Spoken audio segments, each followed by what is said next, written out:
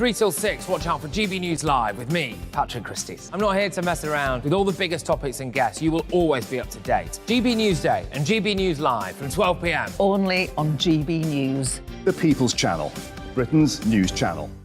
Hello there, it's Eamon Holmes here from Breakfast on GB News. We're not just on your television and your screens, you know. We're on DAB plus digital radio, so you can listen to your favourite shows on the move. If you've not yet listened to GB News Radio, it's very simple. We're on your radio player and tune-in apps, on your smart speaker, phone or tablet, or online at gbnews.uk. Take us with you wherever you go. GB News Radio. You never have to miss a moment of the People's Channel.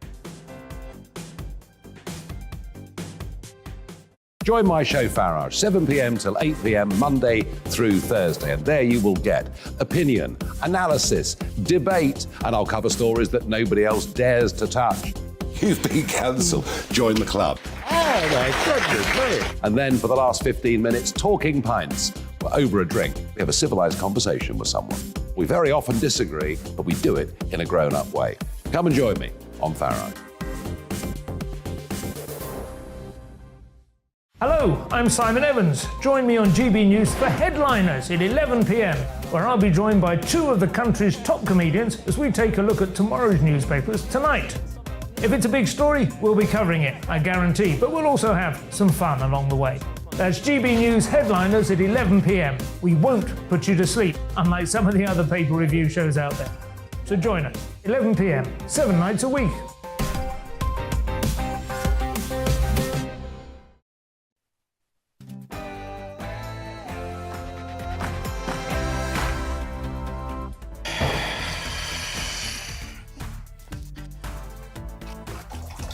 Online. Today we'll be discussing Hunt and the seismic split within the Tory party. And did you know that the government has wasted another 300,000 quid on diversity czars? You couldn't make it up. All that and more, but first, here's the latest news headlines with Tamsin Roberts.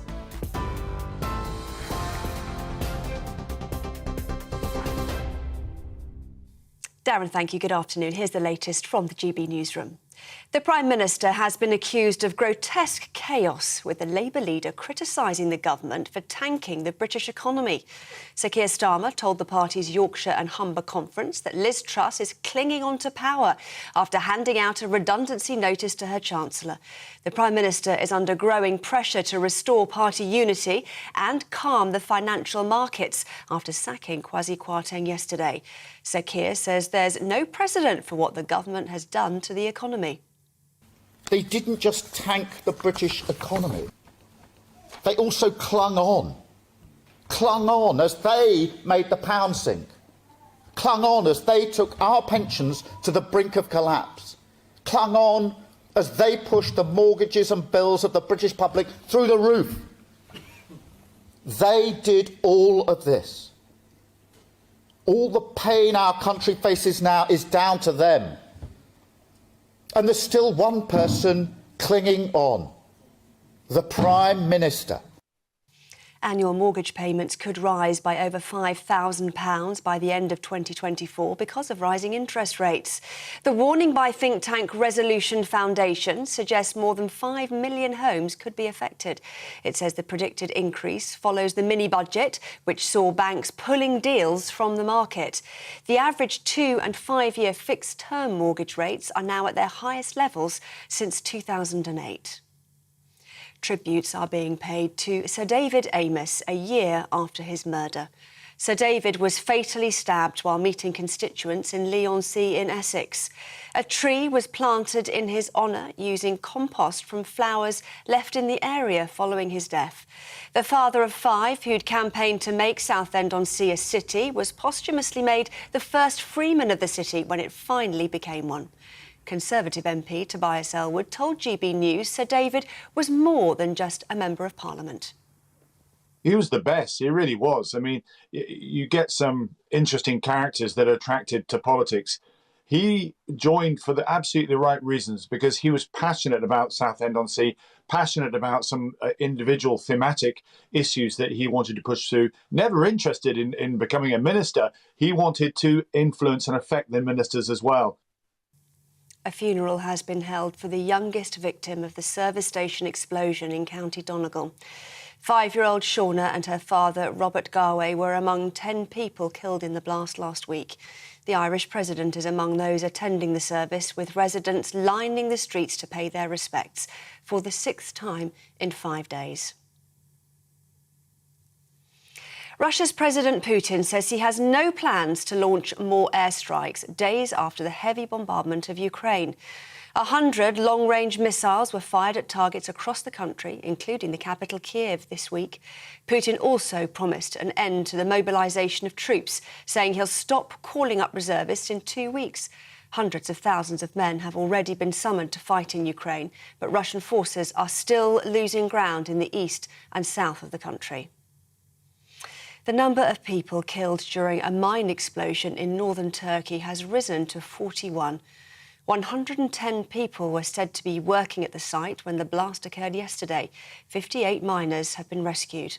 The country's president visited the area in northern Barton province as funerals for some of the victims were held. An investigation into the cause is underway. Initial indications suggest there was methane in the mine. 2 women are due to appear in court following an incident at a London art gallery. They're accused of damaging the frame of a Vincent van Gogh painting. 2 tins of tomato soup were thrown at the sunflowers, which was protected by glass. 28 arrests were made during Just Stop Oil protests in London yesterday. Another person is appearing in court, charged with damaging the new Scotland Yard sign. This is GB News. We'll bring you more news as it happens now. It's back to Darren.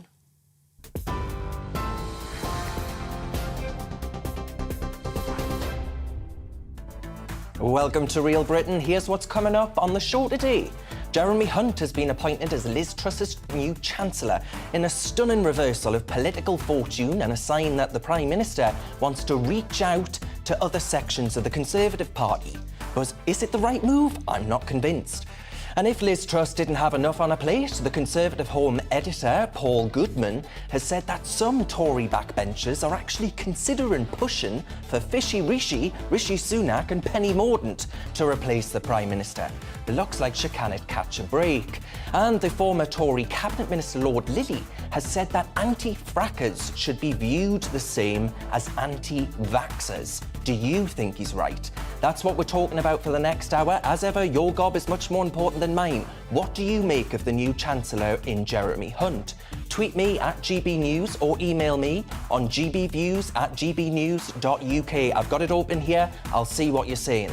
You can watch us online on YouTube, and I'll see you after this.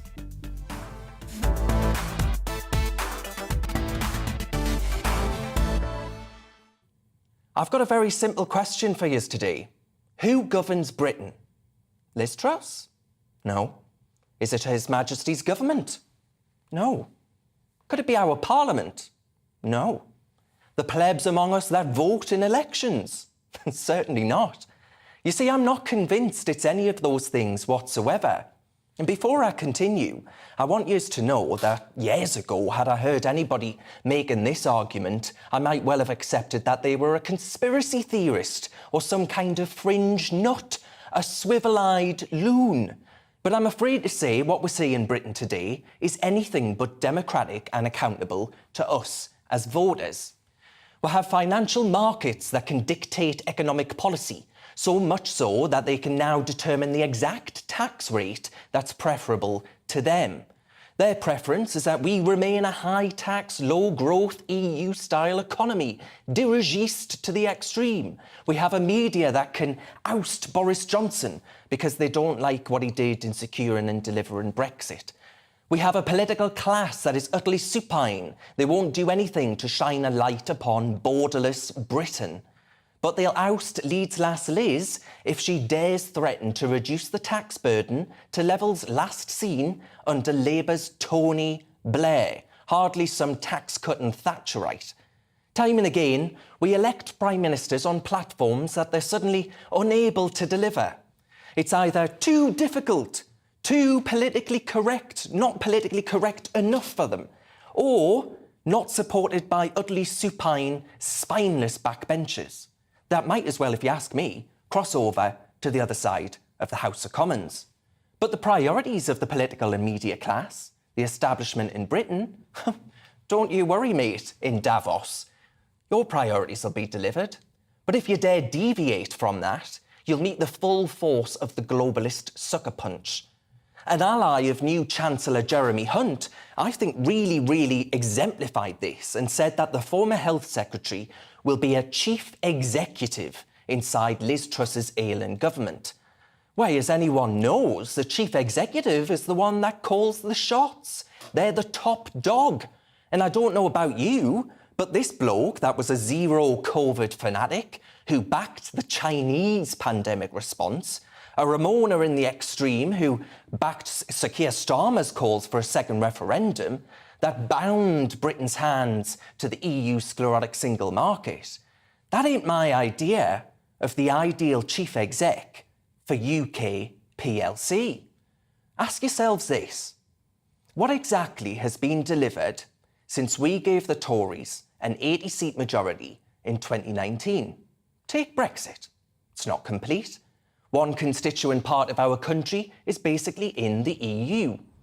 We have an open border immigration that goes on with absolutely nought done about it. And we have a police force that feels more comfortable being the guardians of hurt feelings online rather than acting as our thin blue line. Liz Truss has decided that her Chancellor and her corporation tax policy were worthy sacrificial lambs to our establishment masters. But she's wrong. U-turns are incredibly dangerous. They tell the public that you're a government ready for the U-bend. Everything you've sold yourself as, principled, pro-growth, pro-Britain, evidently a load of balderdash. And I say to Tory MPs unhappy with Liz, go on then, mate. You disliked Boris and now you dislike Liz. Bring about a general election and see just what we think about your contempt for us all. Our country needs adult action, not puerile posturing. If the actual Conservative Party hikes corporation tax amid an international economic chaos, then we might as well say to hell with it all and stop scrutinising economics at all. Why not just say we'll swallow the same lump of unedifying, you didn't vote for this, but it's what you get in porridge, that we're offered? Different shades of the same electoral edifice. And as I say, I like Leeds last Liz, but you must know that you cannot justifiably sack a Chancellor for putting in place your own policies that you campaigned on all summer, and then act like it was absolutely nought to do with you. And if he was such a great mate of yours, why have you just thrown Kwasi under a bus to appease the media and political class? So literally everything that Liz Truss has been saying since the summer isn't worth a damn, I'm afraid to say. So why should the public trust or believe in this government's competence and trustworthiness? It's a U-turn worthy of whiplash compensation. I'll be doing an advert for it after this show. We stand to gain no ground on immigration, on the economy and on Brexit. They're all policies that we, the public, we as Britons, have advocated and backed for many years now. Policies that we back but never get.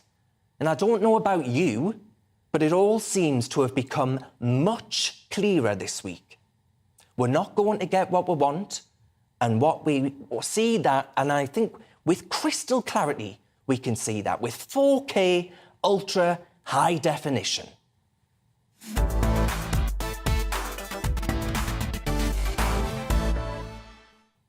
And that leads nicely on to this next segment. Kwasi Kwarteng, as I say, has been sacked as Chancellor 3 weeks after his tax-cutting mini-budget, and Jeremy Hunt has taken his place.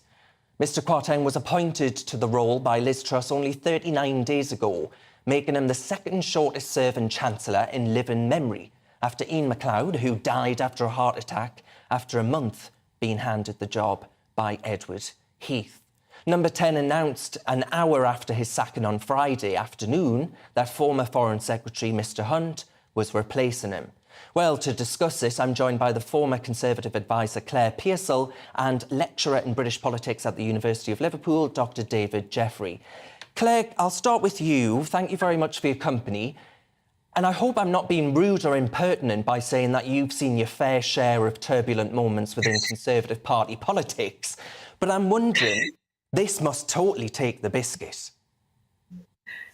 It does. I've been in Parliament for 18 years, and I think that this is quite possibly one of the most turbulent I've ever seen, and the most confusing and frustrating at the same time. And I think that's what's the most distressing thing about this, is the Conservative Party are a natural party of government. They really are. And I thought the policies that Liz Truss put through, I was concerned about some of them, but I think I was more concerned about the timing of them than anything else. I don't think that them in themselves are bad. What the damage has been done already by the U-turns. So I think that the whole summer that we had with everybody getting to grips with what Liz Truss stood for has now been thrown completely out of the window. So I don't understand now what my party stands for. Yeah, and David, I mean, you were already saying that Liz Truss was at risk of losing that 2019 coalition that, of course, won Boris Johnson that massive 80-seat majority. How do you actually see this playing out now? Because others are saying, look at all this polling, it spells absolute disaster in the so-called Red Wall. Yeah, I think Liz fundamentally has to go. She's on borrowed time now, replacing a Chancellor. Like you said, Darren, these were her flagship policies. You can't then blame your own Chancellor for bringing them in. So she's on borrowed time. Jeremy Hunt has come in. He's basically spent his first media round criticising his own boss, criticising the Prime Minister and saying they made a load of mistakes. I'm here to fix it. And fixing it involves a series of policies that Liz was opposed to during her leadership campaign. Tory MPs, it's only a matter of time until they get together and they remove Liz. And like, again, you said, it will probably be a coronation and it won't go to the members again. But Liz is on borrowed time. But I tell you what, many of my viewers, though, David, are saying, hang on a minute, I don't want a coronation of Rishi Sunak and Penny Mordaunt. Yes, I mean, that's a completely valid point. Rishi lost. He lost quite decisively. And it will seem strange to the public and to Conservative Party members that the loser can have another go at it just because the winner messed up. And yet, this is how the Conservative Party got its reputation for being a natural party of government, through an element of ruthlessness that when leaders mess up, they're replaced. Yeah. And Claire, I'm wondering then, you mentioned what does the party stand for, and I think that's a really important point. But I'm wondering, what's the point in being a Conservative Party member these days? Because it seems to, you know, the membership was behind Boris, they lost their man. The membership was behind Liz, they stand to lose Liz, and actually all the policies that she campaigned on during the summer. It just seems, doesn't it, that we've had this really self-indulgent summer of campaigning on all of these policies, and now all of a sudden the markets have said, hang on a minute, Liz, we don't like anything that you're putting forward there. And the Tory party membership is left feeling, well, I don't know what I'm paying my subscription for. Well, that's right. If you think the parliamentary party are divided, then you've not really taken a hard look at the grassroots members. There have been some really big discussions going on, and I represent an area in Kent, Sevenoaks, which is traditionally Tory, and I listen to my association members and colleagues quite heavily with what they say. They're very clever people that I'm lucky to be in touch with, and the divide is enormous. There are those who wish Boris Johnson was still Prime Minister. There are those who were grateful that we managed to put Liz Truss in as Prime Minister. And there are those who just are despondent at absolutely everything. There is a real problem, I think, here. If MPs go ahead with removing a vote from the membership and just having this coronation themselves, I think they could find themselves without members in their constituencies, which coming up to an election time is never going to be helpful. And these people really are the backbone of every party. Members of the public are important. The members of Parliament need to remember that and understand it. Yeah, Claire, I'm wondering then, do you actually think Rishi Sunak must be feeling like the cat that got the cream? Because, I mean, everything that he said and warned of during the summer, it strikes me that he can point to everything and say, well, that's all come true. But I think that's only happened because of time and, you know, and events, dear boy, events. The global economic picture it was clearly just the wrong time to announce this mini budget, wasn't it? Yes, it was. It was absolutely the wrong time to put all of these things in. And I've seen Rishi Sunak around Portcullis House in Westminster recently. He looks like a man with not a care in the world, if I'm honest. He was quite jovial. I'm not sure that he is sitting there thinking, well, I was right about everything. And I'm also not convinced at this alleged plot to bring him back as leader. I don't think he would want it. So I think that that's probably a little bit of the Westminster bubble rumour mill going ahead. He was certainly right about a couple of things with what happened with the run on the pound, but I do think that was because the Prime Minister tried to do everything at once. If you broke these things down and did them incrementally, we wouldn't have seen that kind of action in the markets. David, do you actually think then the Conservative Party, if you consider the future of the party, economic liberalisation and supply-side reforms, all of these things that actually ultimately would end up helping many of my viewers? It could be accessing housing, so many things, starting a business, who knows? All of those things appear to be lost now. They've lost the economic argument, haven't they, people like Liz Truss? Yeah, I mean, the hardline free marketeers were on the retreat anyway since the Brexit vote. The 2017 manifesto and the 2019 manifesto were much more closer to this Boris policy platform than what Liz Truss is offering. I think the best thing that any subsequent leader after Liz can do is go back to the 2019 manifesto that was popular, that did include some supply side reforms around planning. And one of the things that Boris kind of threw away was his 80-seat majority, the force that gave him to force through policies. But as soon as some MPs with significant greenbelt areas in their constituency kicked up a fuss, he rode back on that. And yet that would be a reform, a supply-side reform, that would have real potential for unlocking growth in this country. And Liz is just not in a position to deliver those types of reforms now. Right, I'm going to ask both of you to play my true blue Mystic Megs and tell me how long you reckon Liz Truss has actually got then. Well, how long is she going to be in number 10 for? Because right now, Jeremy Hunt's the chief executive. Claire? I really think that she's looking at weeks, not months, unfortunately, and it does look like Jeremy Hunt will take over. David? I don't think she'll be writing her Christmas cards as Prime Minister, but I think it's a matter of weeks. Yeah, not months. Well, there we are. We'll leave it there. We'll see if your predictions come true. That was the former Conservative advisor, Claire Pearsall there, and a lecturer in British politics at the University of Liverpool, Dr. David Jeffrey. I thank you both. Folks, there's plenty more to come this afternoon on Real Britain. After the break, Conservative Home editor Paul Goodman has said some Tory backbenchers are considering pushing for Rishi Sunak and Penny Mordaunt to replace the Prime Minister. I don't know what the point of being a member of the Tories is these days, but hey-ho, folks. Before we get into all of that, let's have a little check on the weather. Looking ahead to this evening's weather, and the UK is looking dry with clear skies and turning chilly for many. Scattered showers in the west. Let's take a look at the details. Showers slowly easing this evening with dry and clear spells for most. It'll remain rather windy and gusty, especially over the coast and hills, turning rather chilly after sunset too. A mostly dry evening in the southeast, although the odd shower is possible along southern coast. Winds either easing and temperatures falling under clear skies. Showers continuing this evening, heavy at times, particularly in the west. There will still be dry, clear spells for most and turning chilly for all. Mostly dry with some clear spells across the Midlands, with the odd isolated light shower possible. The winds will slowly ease and more clear spells will develop, allowing temperatures to fall away. Strong and rather blustery winds will continue this evening with further scattered showers spreading from the west, these heavy at times. There'll also be plenty of dry and clear spells too.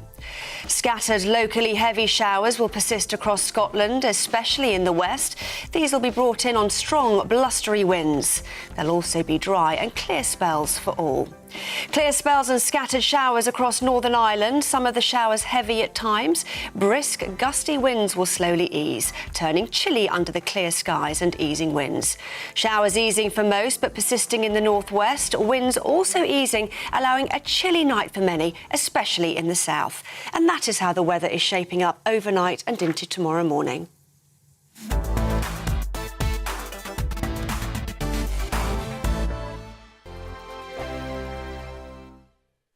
Weekday afternoons on GB News, we've got the whole of the UK covered. From 12 to 3, it's GB News Day with me, Mark Longhurst. And me, Gloria Di Piero. You'll get the very latest on everything that's been going on across our great nation. And from 3 till 6, watch out for GB News Live with me, Patrick Christys. I'm not here to mess around with all the biggest topics and guests. You will always be up to date. GB News Day and GB News Live from 12 p.m. Only on GB News. The People's Channel, Britain's news channel. Hello there, it's Eamon Holmes here from Breakfast on GB News. We're not just on your television and your screens, you know. We're on DAB plus digital radio, so you can listen to your favourite shows on the move. If you've not yet listened to GB News Radio, it's very simple. We're on your radio player and tune-in apps, on your smart speaker, phone or tablet, or online at gbnews.uk. Take us with you wherever you go. GB News Radio. You never have to miss a moment of the People's Channel. Join my show Farage, 7 p.m. till 8 p.m. Monday through Thursday. And there you will get opinion, analysis, debate, and I'll cover stories that nobody else dares to touch. You've been cancelled. Join the club. Oh my goodness me. And then for the last 15 minutes, talking pints. We're over a drink. We have a civilised conversation with someone. We very often disagree, but we do it in a grown-up way. Come and join me on Farage. Hello, I'm Simon Evans. Join me on GB News for Headliners at 11 p.m, where I'll be joined by two of the country's top comedians as we take a look at tomorrow's newspapers tonight. If it's a big story, we'll be covering it, I guarantee, but we'll also have some fun along the way. That's GB News Headliners at 11 p.m. We won't put you to sleep, unlike some of the other paper review shows out there. So join us, 11 p.m, 7 nights a week.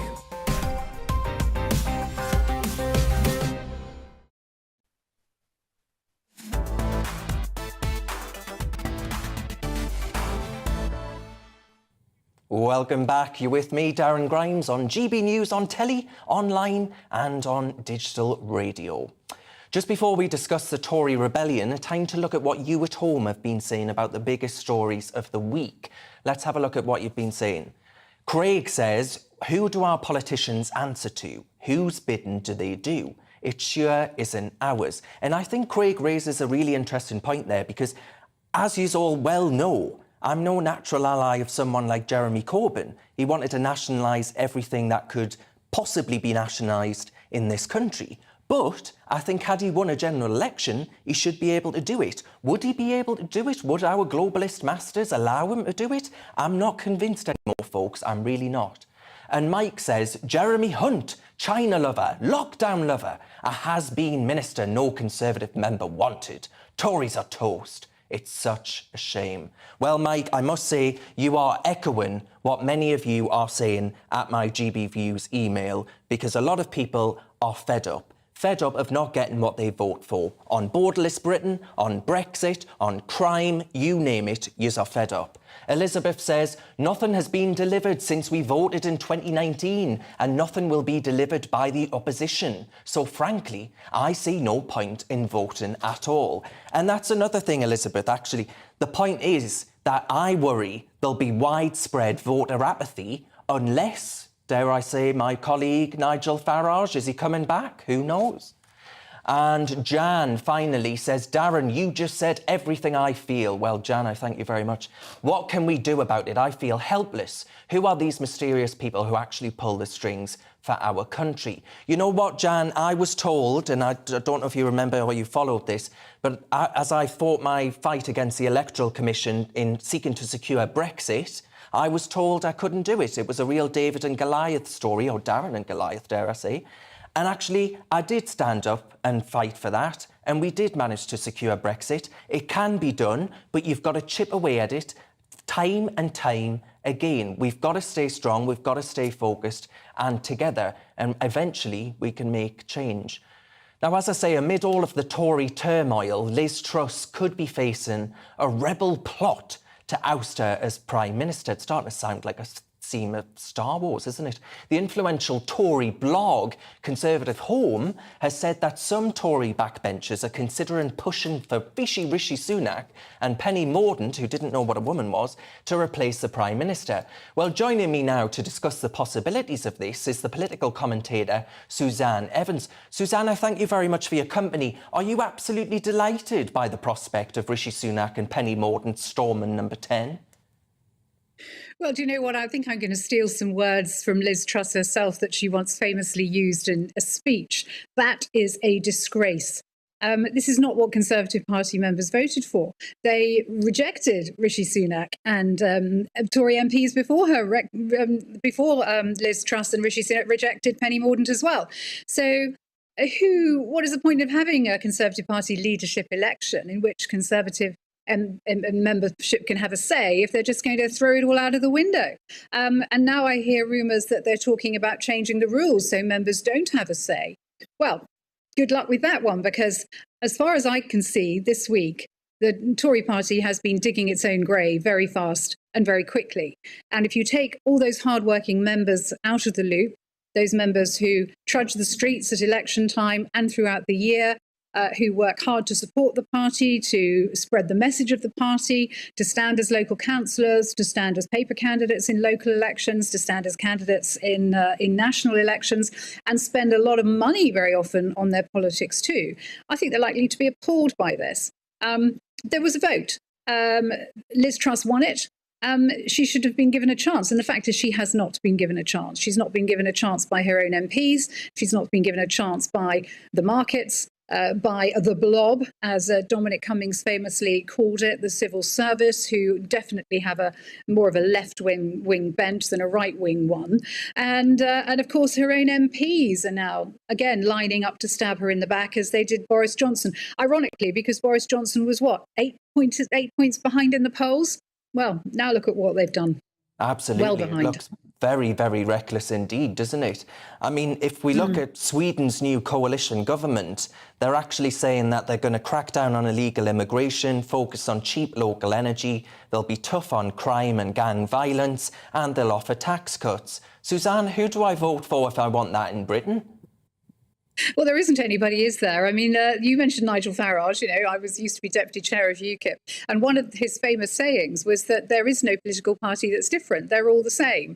You can't get a cigarette paper between them, I think was one of his famous sayings. And that seems to be the case. Since the turn of the century, we've really had continuity Labour. When David Cameron came into power in 2010 in coalition with the Lib Dems, economic policy, fiscal policy didn't change. We still had high taxes. We still have the highest tax burden in 70 years. And Jeremy Hunt didn't bat an eyelid. The bond markets didn't bat an eyelid when we splashed, needlessly, £360 billion on COVID restrictions, lockdown, furlough support, free testing, and so on and so forth. Nobody batted an eyelid, but mentioned tax cuts that are unfunded. And of course, most people don't appreciate that if you lower taxes, the chances are your tax take gets higher because it encourages inward investment, and also people are more willing to pay taxes and work harder and make more money and break into the next tax bracket. Mention a couple of billion in tax cuts for the top rate of tax, and the world goes mad. It is completely beyond belief, really. I've just watched these last few weeks unfold in absolute horror. Yeah, I simply can't understand it. Me too, because Suzanne, I don't know about you. Honestly, I didn't mean to sound like a conspiracy theorist or anything like that at all, which I will, of course, be accused of by people on Twitter. But I can't understand why someone in Davos should have more of a say over the policies that are enacted in Britain than someone in Darlington. That's fundamentally my position. Yeah, absolutely right. And, that term globalist is used a lot, isn't it? And I think that's seemingly what we have now. We do have leaders who take a much more global view, who follow the crowd when it suits them. Of course, I feel I have to point out that it's not just the pound that has been plummeting since Liz Truss took office. The yen has this week slipped, I think, to its lowest ever against the dollar, certainly a 20-year low. Exactly. Other currencies are doing appallingly badly. Inflation and mortgage rates in America are almost on a par with what we have here. Mortgage rates in America are, in fact, a little bit higher. They're now up to 7%. Well, it must be Liz Truss's fault, eh? No, I don't. And yet we're blaming one speech in Parliament by one man, backed by one Prime Minister. It's absolute nonsense. Suzanne, I couldn't agree with you more, and I'm sure many of my viewers do so as well. We'll end it there, but we'll get you back on soon. That was the political commentator there, Suzanne Evans, offering her thoughts. You're with GB News on telly and DAB radio. After the break, the former Tory Cabinet Minister, Lord Lilly, has said that anti-frackers should be viewed the same as anti-vaxxers. Do you think he's right? First though, it's time for a check on the news headlines.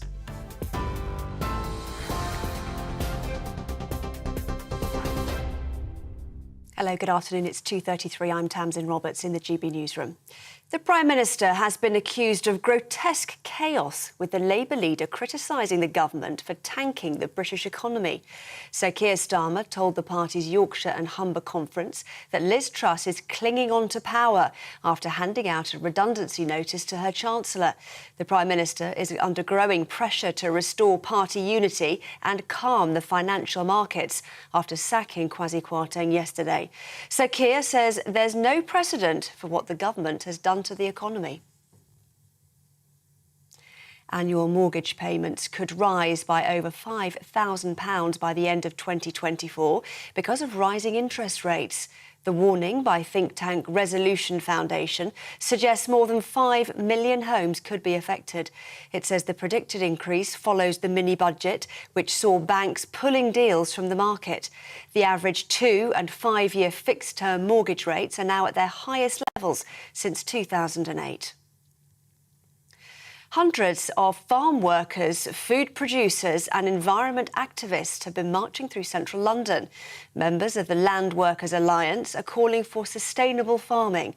They say the government must maintain its environmental land management subsidy schemes and protect the UK's growing standards in global trade deals.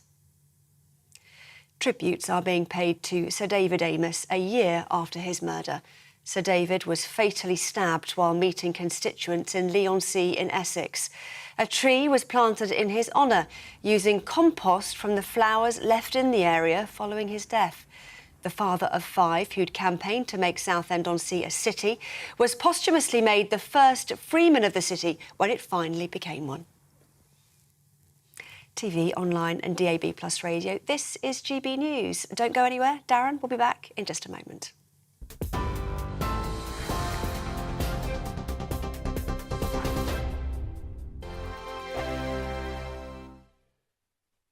Weekday afternoons on GB News, we've got the whole of the UK covered. From 12 to 3, it's GB News Day with me, Mark Longhurst. And me, Gloria Di Piero. You'll get the very latest on everything that's been going on across our great nation. And from 3 till 6, watch out for GB News Live with me, Patrick Christys. I'm not here to mess around with all the biggest topics and guests. You will always be up to date. GB News Day and GB News Live from 12 p.m. Only on GB News. The People's Channel, Britain's news channel.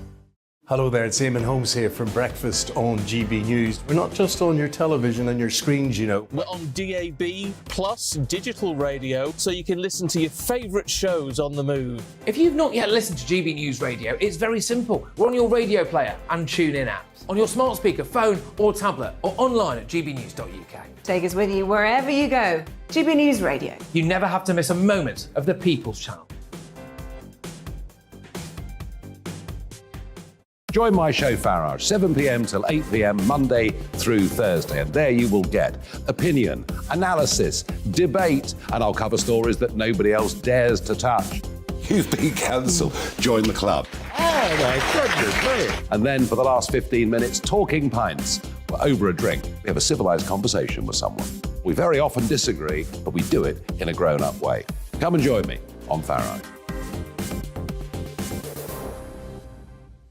Hello, I'm Simon Evans. Join me on GB News for Headliners at 11 p.m, where I'll be joined by 2 of the country's top comedians as we take a look at tomorrow's newspapers tonight. If it's a big story, we'll be covering it, I guarantee, but we'll also have some fun along the way. That's GB News headliners at 11 p.m. We won't put you to sleep, unlike some of the other paper review shows out there. So join us, 11 p.m, 7 nights a week.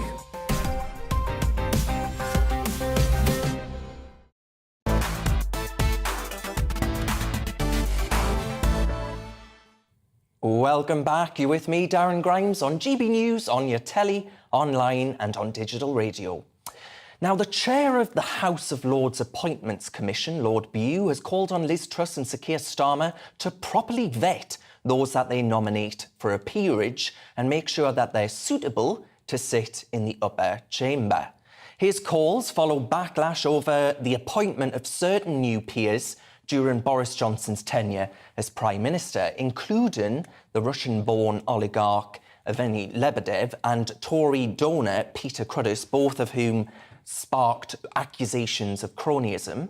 So is the House of Lords fit for purpose? Is it just a glorified retirement home, the most luxurious in all of the land? Well, to debate this, I'm joined by author Nick Farley. Well, you're here anyway. No, I've never written anything of note, Darren, I'm afraid. Conservative member of the House of Lords, Lord Stephen Parkinson. Now, Lord Parkinson, I'll start with you. This whole thing calls into question, doesn't it not, the whole premise of an upper chamber that is there to scrutinise legislation. All it is basically a cronyist pitch for the Prime Minister to kick in those that he quite likes who've been favourable to the party, isn't it? Well, I think debates about the House of Lords often focus on individuals that are appointed to it and not enough on the functions of the second house. And what is it we want in chamber for? Do we want a scrutinising chamber that takes a second look at legislation, looks at things with a wider perspective, with people who have the benefit of decades of experience, lots of people who are independent-minded, a third of the House which is completely apolitical and on the crossbenches, drawing on people who've got experience in the armed forces, in charities and in all sorts of other lines of work, which might mean they wouldn't put themselves forward to stand for election. And we have a second chamber that is full of those expert voices, that looks at the legislation, that urges the primary house, the elected house, to think again, but which, if the House of Commons wants to stick to its guns, accepts that. And I think that's a useful thing. By contrast, you could look at the American model, where the two houses of Congress, both elected, are often at loggerheads and nothing gets done.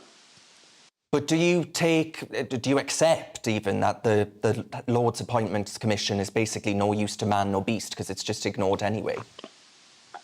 Well, I think it's important that Lord Bew raises concerns. They're aired, they're debated on shows like this and in both houses of Parliament, and that's absolutely right. But Prime Ministers have the prerogative to advise the Sovereign on the appointment of new peers. Of course, we've had quite a rapid turnover of Prime Ministers in recent years, which is why there's been quite a large number of people appointed. Decisions about who go in are inherently political, and it's right that Prime Ministers and leaders of the opposition are able to put forward people that can press their case, that can express points of view that perhaps aren't well represented. We saw in the years following the EU referendum that it was important to have voices on both sides of that debate to add to the scrutiny in both houses. But I do think it's very important, as Lord Bew and the House of Lords Appointments Commission say, that Prime Ministers and party leaders take very carefully the responsibility of making those nominations and of putting forward people that will genuinely add to the work of the second chamber. So, Nick, coming to you then, I know that you are somewhat sceptical, perhaps, of the House of Lords in its current form. What would you do to perfect it in your view? Well, I'm not sure, actually, that it's ever possible to perfect any part of governing or chamber or electoral process. I think the reality is that for at least the last 15 to 20 years, the appointments that have been made to the House of Lords, each time a batch of appointments has been made, it has been taken or it's been very open to criticism on grounds of who's been appointed and why they've been appointed and so on and so forth. And I think for the good functioning of our legislature, we need to be in a position where obviously members of Parliament in the Commons are elected, but that there needs to be, and that gives great confidence, and we need to be in a position where appointments to the House of Lords give similar levels of confidence that everybody who's in the House of Lords fulfills, as Lord Parkinson just said, the responsibilities that Stephen laid out.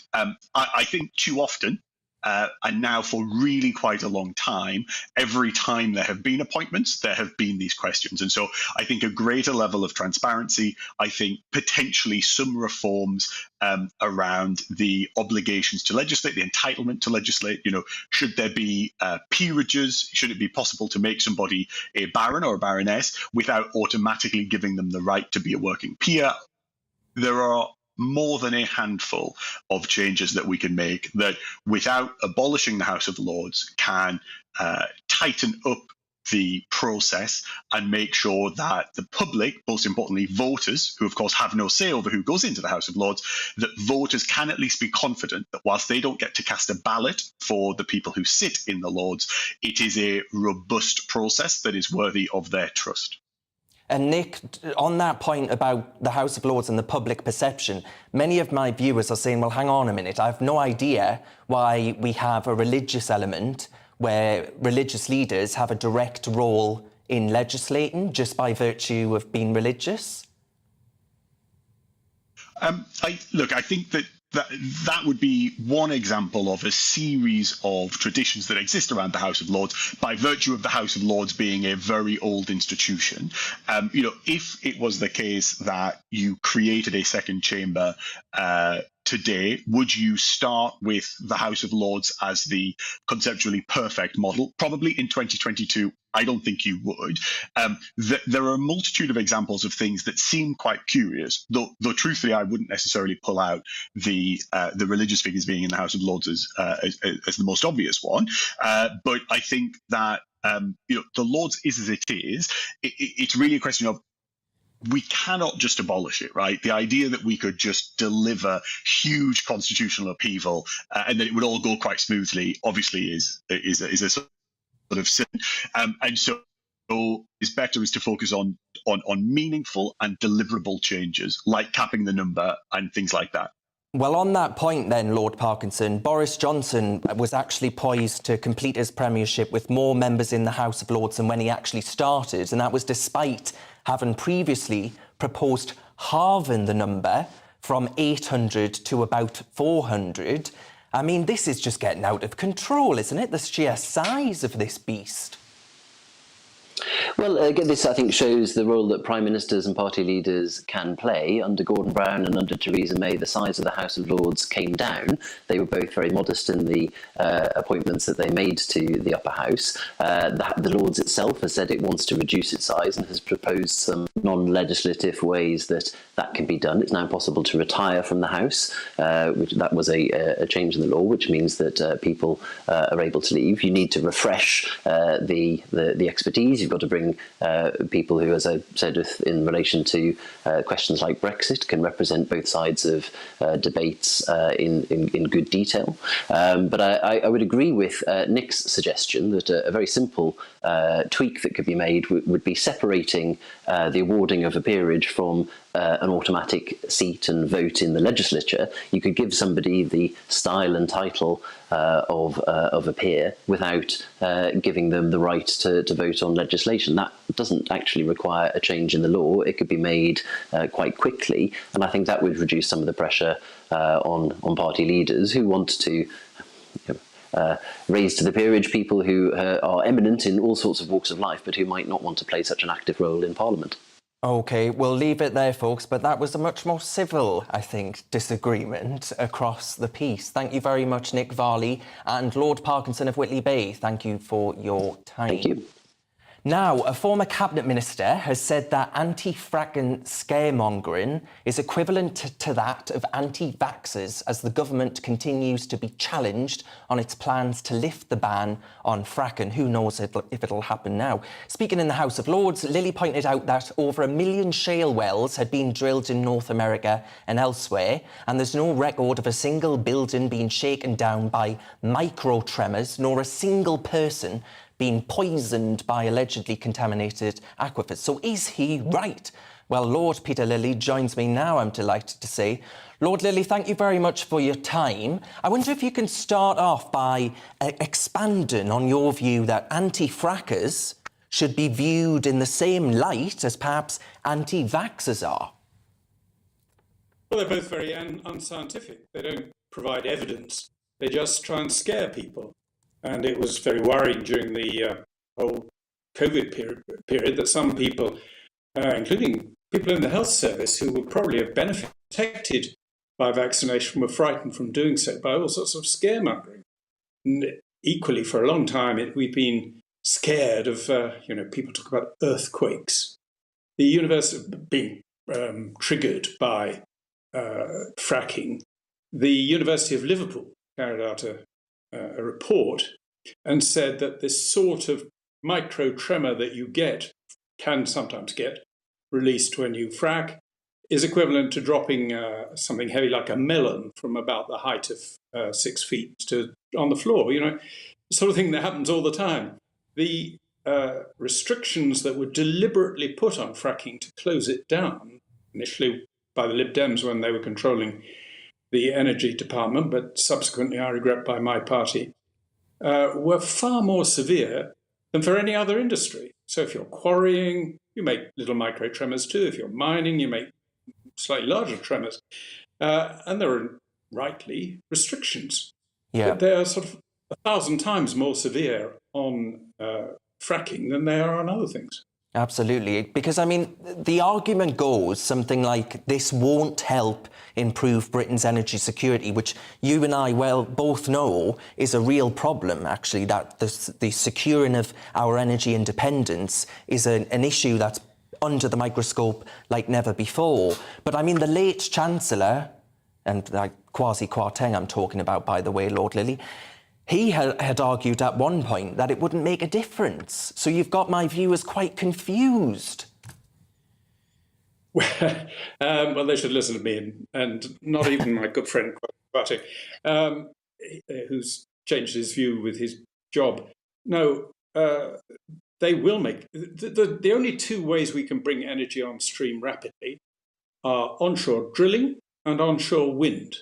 And both of them tend to meet opposition from people who are either frightened of them in the case of fracking or worried that they will affect the environment in the case of windmills.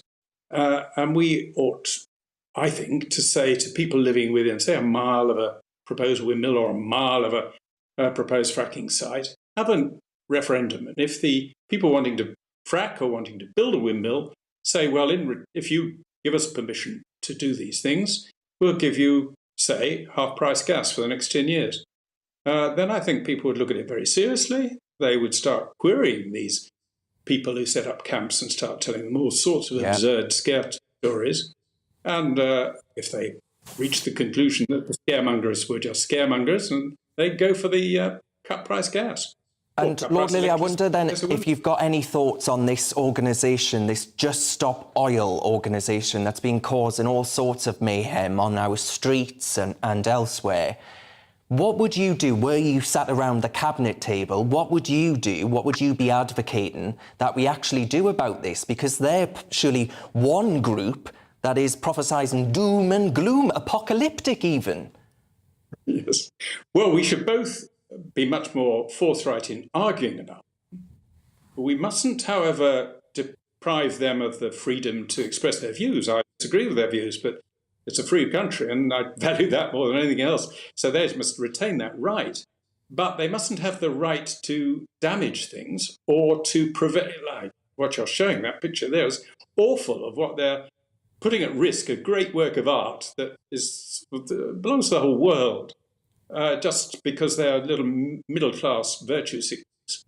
So we must make sure the law stops people damaging things and preventing people going to work while retaining their right to express their views vocally and loudly and at any occasion they wish. Absolutely. Lord Lilly, we'll leave it there, but I thank you very much for your time and your opinion on that very important conversation that we need to have and should have had many years ago, dare I say, about our energy independence.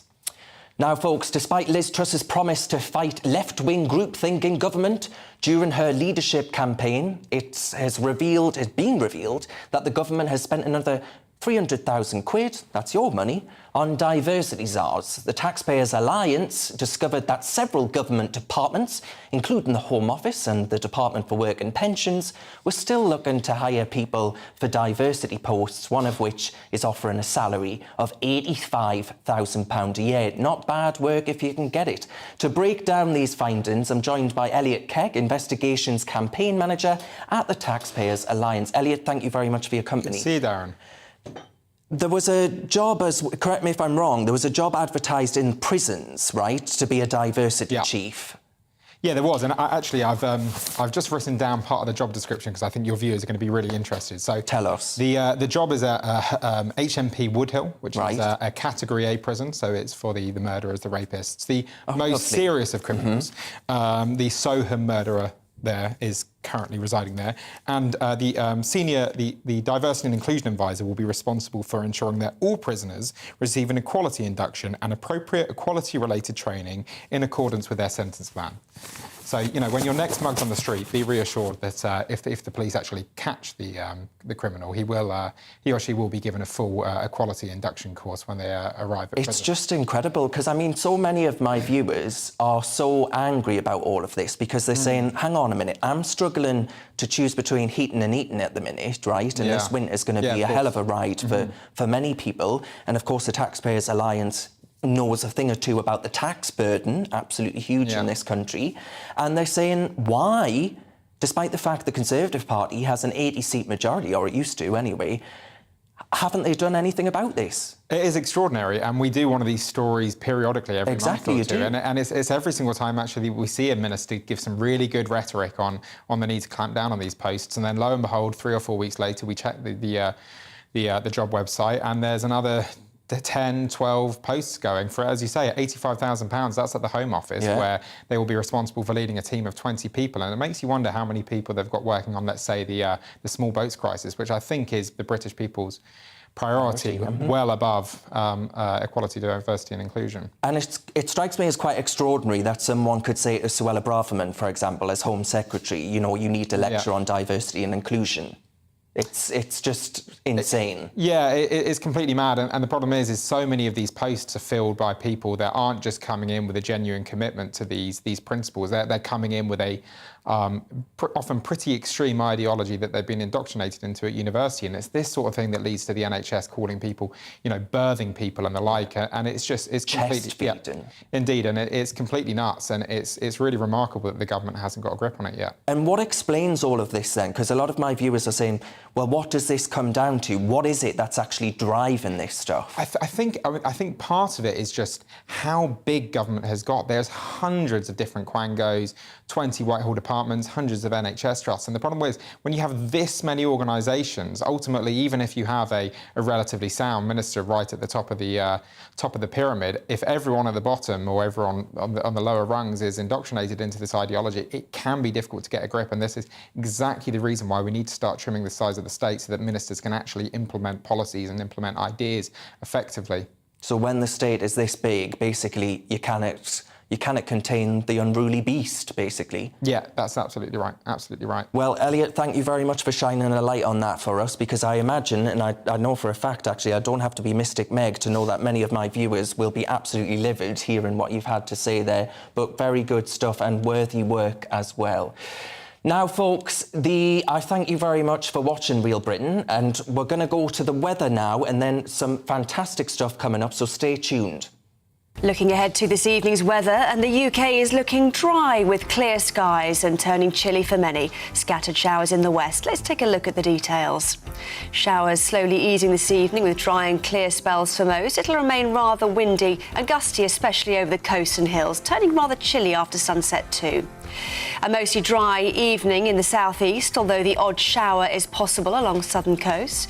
Winds either easing and temperatures falling under clear skies. Showers continuing this evening, heavy at times, particularly in the west. There will still be dry, clear spells for most and turning chilly for all. Mostly dry with some clear spells across the Midlands, with the odd isolated light shower possible. The winds will slowly ease and more clear spells will develop, allowing temperatures to fall away. Strong and rather blustery winds will continue this evening, with further scattered showers spreading from the west, these heavy at times. There'll also be plenty of dry and clear spells too. Scattered, locally heavy showers will persist across Scotland, especially in the west. These will be brought in on strong, blustery winds. There'll also be dry and clear spells for all. Clear spells and scattered showers across Northern Ireland, some of the showers heavy at times. Brisk, gusty winds will slowly ease, turning chilly under the clear skies and easing winds. Showers easing for most, but persisting in the northwest. Winds also easing, allowing a chilly night for many, especially in the south. And that is how the weather is shaping up overnight and into tomorrow morning. Join me, Nana Akua, on Friday, Saturday and Sunday afternoons on GB News. Expect fiery debate and passionate discussion as me and my panel tackle some of the biggest topics hitting the headlines. It's a place for everyone's opinion. No one gets cancelled, but no one gets an easy ride. Oh, she's on it today. Be ready for conversations that are fierce, frank, and of course, fun. Every Friday, Saturday and Sunday afternoon from 4 p.m. on GB News.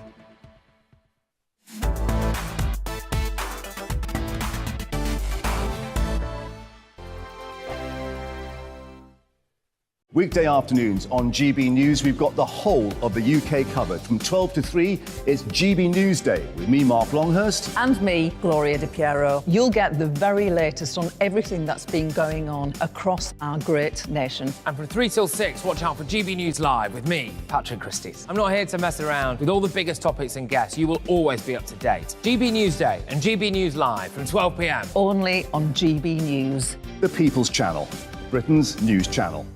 Hello there, it's Eamon Holmes here from Breakfast on GB News. We're not just on your television and your screens, you know. We're on DAB plus digital radio, so you can listen to your favourite shows on the move. If you've not yet listened to GB News Radio, it's very simple. We're on your radio player and TuneIn apps, on your smart speaker, phone or tablet, or online at gbnews.uk. Take us with you wherever you go. GB News Radio. You never have to miss a moment of the People's Channel. Join my show Farage, 7 p.m. till 8 p.m. Monday through Thursday, and there you will get opinion, analysis, debate, and I'll cover stories that nobody else dares to touch. You've been cancelled. Join the club. Oh my goodness me. And then for the last 15 minutes, talking pints. We're over a drink. We have a civilised conversation with someone. We very often disagree, but we do it in a grown-up way. Come and join me on Farage. Hello, I'm Simon Evans. Join me on GB News for Headliners at 11 p.m, where I'll be joined by two of the country's top comedians as we take a look at tomorrow's newspapers tonight. If it's a big story, we'll be covering it, I guarantee, but we'll also have some fun along the way. That's GB News Headliners at 11 p.m. We won't put you to sleep, unlike some of the other paper review shows out there. So join us, 11 p.m, 7 nights a week.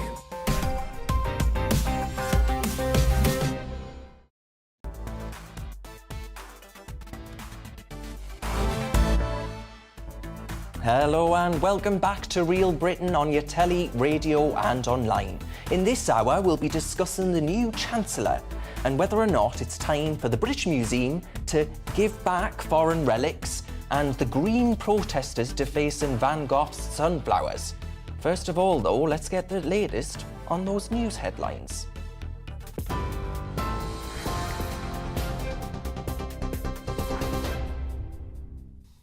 Good afternoon, I'm Tamsin Roberts with the latest in the GB newsroom. The Prime Minister has been accused of grotesque chaos, with the Labour leader criticising the government for tanking the British economy. Sir Keir Starmer told the party's Yorkshire and Humber conference that Liz Truss is clinging on to power after handing out a redundancy notice to her Chancellor. The Prime Minister is under growing pressure to restore party unity and calm the financial markets after sacking Kwasi Kwarteng yesterday. Sir Keir says there's no precedent for what the government has done to the economy. They didn't just tank the British economy. They also clung on as they made the pound sink, clung on as they took our pensions to the brink of collapse, clung on as they pushed the mortgages and bills of the British public through the roof. They did all of this. All the pain our country faces now is down to them. And there's still one person clinging on, the Prime Minister. Annual mortgage payments could rise by over £5,000 by the end of 2024 because of rising interest rates. The warning by think tank Resolution Foundation suggests more than 5 million homes could be affected. It says the predicted increase follows the mini-budget, which saw banks pulling deals from the market. The average 2- and 5-year fixed-term mortgage rates are now at their highest levels since 2008. Tributes are being paid to Sir David Amess a year after his murder. Sir David was fatally stabbed while meeting constituents in Leigh-on-Sea in Essex. A tree was planted in his honour using compost from flowers left in the area following his death. The father of 5, who'd campaigned to make Southend-on-Sea a city, was posthumously made the first freeman of the city when it finally became one. Conservative MP Tobias Ellwood told GB News Sir David was more than just a Member of Parliament. He was the best, he really was. I mean, you get some interesting characters that are attracted to politics. He joined for the absolutely right reasons, because he was passionate about Southend-on-Sea, passionate about some individual thematic issues that he wanted to push through, never interested in becoming a minister. He wanted to influence and affect the ministers as well. A funeral has been held for the youngest victim of the service station explosion in County Donegal. 5-year-old Shauna and her father, Robert Garway, were among 10 people killed in the blast last week.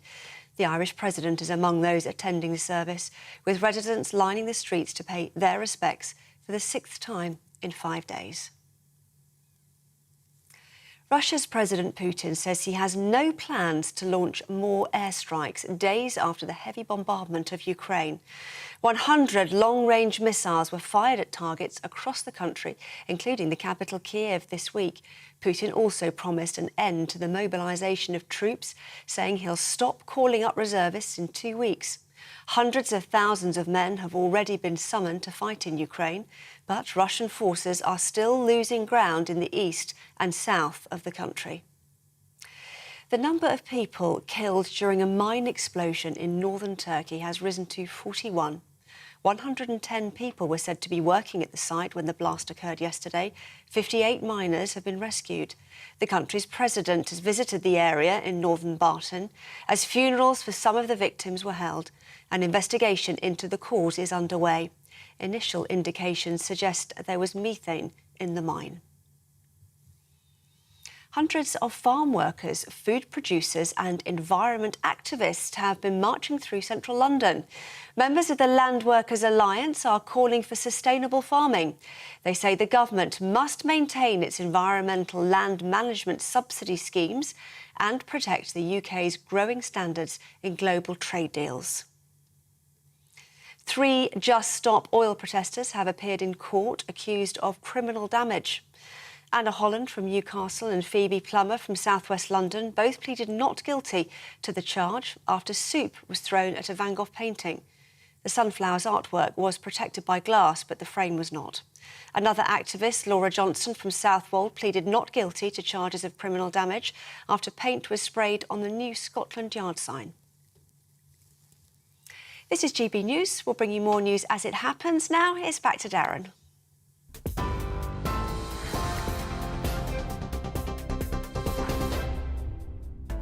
Welcome back to Real Britain with me, Darren Grimes. Here's what's coming up over this next hour. Jeremy Hunt has been appointed Liz Truss's new Chancellor in a pretty stunning reversal of political fortune, and a sign that the Prime Minister is attempting to keep a rebellion in her own ranks at bay.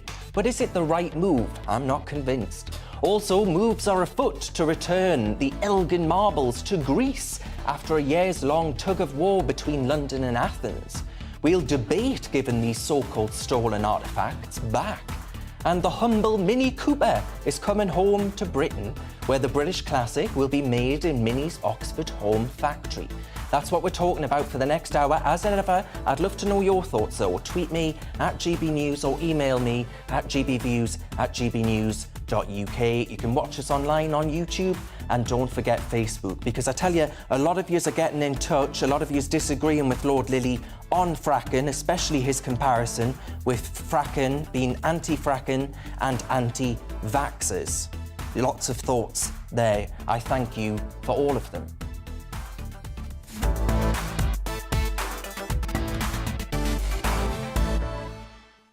But on to the next package. Former Conservative Culture Minister Ed Vaizey is chairing a new body aiming to return the so-called the Elgin marbles to Greece, so-called stolen Elgin marbles. But they aren't the only precious artefact in British possession currently under scrutiny. The Kohinoor, and I know for a fact that Dr. Zaria Masani is going to correct me for my mispronunciation, but the Kohinoor is one of the most famous and fabulous, and for my radio listeners, we've got pictures of the jewel there in that crown. It's one of the most fabulous but controversial diamonds in the world, this grand gemstone that sits as the centrepiece of the dazzling Queen Mother crown. It's claimed by the likes of India, Pakistan, Iran, Afghanistan. So just who on earth would we actually send it back to? Well, according to royal sources, it had been the king's long-held ambition since he married Camilla in 2005 that she would wear this crown on his coronation day. So should we be giving back these priceless artefacts? Dare the Queen Consort wear this particular crown? Well, with me now to discuss this further is Dr. Zaria Masani, author and historian of the British Empire, and Sam Dowler, a journalist and broadcaster. Dr. Zaria Masani, I want to start with you, if I may. You have a past at the BBC, you are a historian, you've written about the British Empire extensively, and you've written for The Telegraph this week, actually saying that this diamond in particular belongs in Britain and not in India. Why do you think there are moves afoot to suggest otherwise? Well, the reason I've argued that the diamond should stay where it is that great art treasures have travelled the world for millennia. None of them can be easily returned to their place of geographical origin, where the people who made them may no longer exist. You may have a completely different ethnicity of people living there. So the idea of returning things to their place of origin, I think, is quite absurd. I don't think there's any question of the Kohinoor diamond being stolen, nor of the Elgin marbles being stolen. The Kohinoor was acquired by treaty from the young Maharaja of the Punjab, who gave it to Queen Victoria. Now, you know, a lot of things in the British Museum, in the Louvre, in all the global collections have been acquired either by gift or by trade or by conquest. I mean, that is how great art has moved across the world. And it belongs to all of us.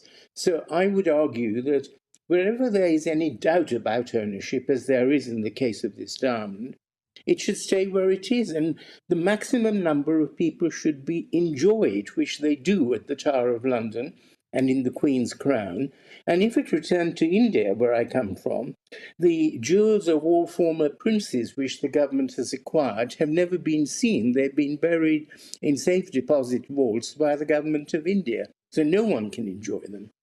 Yeah, so Sam Dowler, on that point that Zaria makes there's a point around the democratisation of these precious artefacts, where Zaria is actually arguing that in Britain, in a country with robust property rights, with robust museums and all the rest of it, actually given people a chance to see these unique finds? Yeah, I have to say I agree with the doctor when it comes to the Koh-i-Noor diamond, for example, because I mean, unlike the Benin bronzes and the Elgin marbles, like this is this is the diamond that is steeped in history. As he quite rightly said, it was gifted to Queen Victoria, so it has been part of obviously the crown jewels for many years. The only obviously debate here is that. And I agree with the doctor, because there could be so many different countries that could have a claim to the diamond. So where would it go back if it was to be returned? I mean, Afghanistan, Iran, India, Pakistan. So it's not as simple as giving it back. But at the same time, obviously, the British monarchy is in a state of flux. So if there is any sort of a problem, I think that King Charles is in the position that he doesn't want to ruffle feathers, hence the question of whether Queen Camilla will wear it in the coronation or not. Yes, so on that point then, Sam, do you think the Queen Consort shouldn't wear that particular crown? I think because obviously this is, the beloved Queen has only just passed, and when there are calls for the end of the monarchy in certain countries, especially around the Commonwealth. I think if there is a chance that it might create any kind of problems, I don't think King Charles is going to want, even though he wants her to wear it, I don't think he wants to, as I said, ruffle any more feathers than it needs to be ruffled at the moment, because that the monarchy is in a state of flux as it is. So I think he doesn't want to make any more trouble, and if her not wearing it is the case, then so be it. Dr. Zaria Masani, I assume that you disagree with that, and you think, well, if it's King Charles III's wish that His Majesty wants the Queen Consort to wear the Queen Mother crown, she should do so. I think the British public should decide whether she should wear it, and I think most of the British public would want her to wear it. And I think to give in to people who say their feathers have been ruffled is really the thin end of the wedge, because are we going to give in to anyone who says something would offend them? A lot of objects would be, sort of caught in the same net. So I don't think we should be giving in to what is a form of blackmail, really. Yes. And on the Elgin marbles, Zaria, do you think actually they should be removed to Greece? Because I tell you what, I don't mean to make light of a serious situation, but the problems that Greece has had as far as its money's concerned, it might have sold them off anyway. Well, the Elgin marbles were not stolen. They were quite legally acquired by Lord Elgin from the Ottoman government, who were then ruling what was not Greece, but was actually part of the Ottoman Empire. Greece didn't exist as a nation at the time. So the Elgin marbles were actually rescued from being chopped up for souvenirs, etc., by Turkish tour guides and brought by Elgin to the British Museum, donated to the British Museum, who have them quite legally, where millions and millions of people all over the world can enjoy them, far more than would ever go to Athens and the Parthenon to see them. So I think the principle, again, is they should remain where they are legally and where they are best conserved and where they're seen by the maximum number of people. And before I come to Sam on that point, Zaria, do you think this is part of and I've discussed this with you before, do you think this is part of a wider move to actually destroy and denigrate what is Western history, Western tradition, actually the products of our past, which, as you say, may have been obtained during warfare, may have been obtained as a gift? There are so many different ways that these certain objects have found their way to the United Kingdom of Great Britain and Northern Ireland. Do you actually see this as a wider assault on our history and not actually as a genuine claim to put things in their rightful place? Well, I think it's an attack on the great European and Western collections like the Louvre, the British Museum, the Metropolitan Museum in New York, where the whole world can enjoy things that would not have been conserved otherwise, which would probably have been cannibalized for other purposes. And let's not forget that it was the British Empire and the British Raj that introduced the very concept of museums and actually conserving things in them. Museums never existed in India before the British Raj. We threw things away. So we learned from the British to actually value antiquities, and some of them are in British museums. Most of them are still in our own museums, thanks to the British having built them. Yeah, Sam, I want to let you have the final word there, because, as I say, I'm worried that this is part of a wider trend, you know, the whole tearing down of statues and all the rest of it, which I'm assuming that you do support, actually. I don't. I think I worry that making these rash decisions and saying, oh, of course the crown jewel must go back to India, when, as Zaria rightly says, there are so many claims there. Do you give it to Afghanistan? Do you give it to Iran? Do you give it to who knows who else? Where does this end? That's what I want to know, Sam. So, as I said, I think that the Koh-i-Noor diamond is a different scenario. I think when it comes to the Elgin marbles and the Benin bronzes, obviously the US is giving back a whole load of Benin bronzes already at the moment, and because they were taken by British people, and I'm under no doubts that they are in safe hands at the British Museum, of course.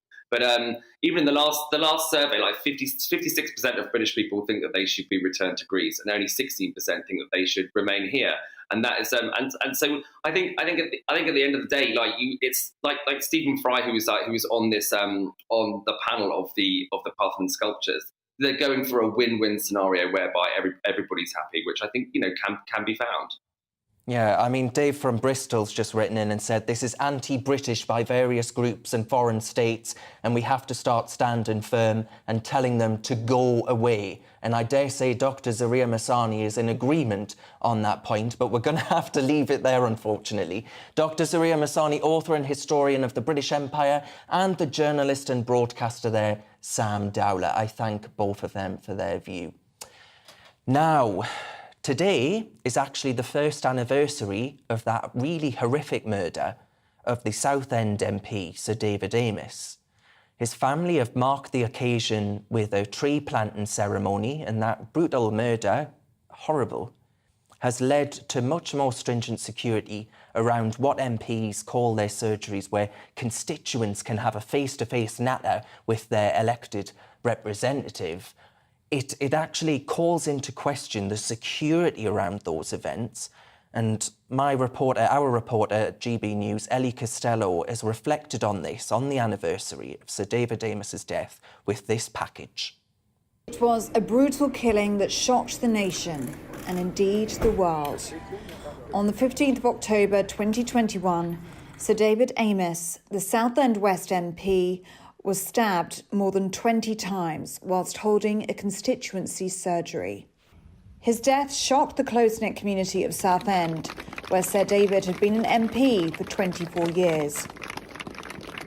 1 year on from his death, Sir David Amess is being remembered for the man and parliamentarian that he was, but also for the legacy that he leaves behind. He was quite simply the best bloke I ever knew. And a year on, I have to be honest, I still really miss him. You know, you don't make a lot of close friends at Westminster. You're naturally very wary. But I can safely say that I never once knew David to betray a confidence. After Sir David's death, the Home Secretary at the time, Priti Patel, defended the working practices of MPs. We live in an open society, democracy. We cannot be cowed by any individual or any motivation, people with motives, to stop us from functioning, to serve our elected democracy, but also recognising that there are safety and protection measures that we have to undertake too. U-turn, this way. And yet, significant safety concerns remain, as seen as recently as the Conservative Party conference just last week, when MP Michael Fabricant was accosted by a protester. People must have a right to protest peacefully and democratically, to put their alternative point of view. But that shouldn't mean that people can be spat at or assaulted just for having the temerity to go to a party conference. And I think the police, as much as anyone else, need to learn lessons from that. But Sir David's closest colleagues remain steadfast that he wouldn't want MPs to become distant from their constituents. You cannot put some great distance between yourselves and your constituents, and you shouldn't want to, and he wouldn't have wanted that. It would have been the last thing he would have wanted. So I think there are things that could be done, but I don't think you need to be obsessive about it, because MPs must be among the people. What I think is critically important is how MPs continue to do their surgeries, whether they do them over the phone or via Zoom or in person. We must defend the principle that a constituent that needs help can get hold of their MP one way or another, because that link between an MP and their constituents is absolutely fundamental to the British system. And we cannot allow terrorists or wicked people to break that link, because if we do, then the bad guys are winning. And David would never have wanted that. Ellie Costello, GB News. A good report there by Ellie Costello, I thank her very much. What has changed though? That's what I want to know, folks. Anyway, plenty more to come this afternoon on Real Britain. After the break, Kwasi Kwarteng, of course, being sacked as Chancellor 3 weeks after his mini-budget, which led to Jeremy Hunt being appointed in his place. But first, let's have a look at the weather. Looking ahead to this evening's weather, and the UK is looking dry with clear skies and turning chilly for many. Scattered showers in the west. Let's take a look at the details. Showers slowly easing this evening with dry and clear spells for most. It'll remain rather windy and gusty, especially over the coast and hills, turning rather chilly after sunset too. A mostly dry evening in the southeast, although the odd shower is possible along southern coasts. Winds either easing and temperatures falling under clear skies. Showers continuing this evening, heavy at times, particularly in the west. There will still be dry, clear spells for most and turning chilly for all. Mostly dry with some clear spells across the Midlands, with the odd isolated light shower possible. The winds will slowly ease and more clear spells will develop, allowing temperatures to fall away. Strong and rather blustery winds will continue this evening, with further scattered showers spreading from the west, these heavy at times. There'll also be plenty of dry and clear spells too. Scattered, locally heavy showers will persist across Scotland, especially in the west. These will be brought in on strong, blustery winds. There'll also be dry and clear spells for all. Clear spells and scattered showers across Northern Ireland, some of the showers heavy at times.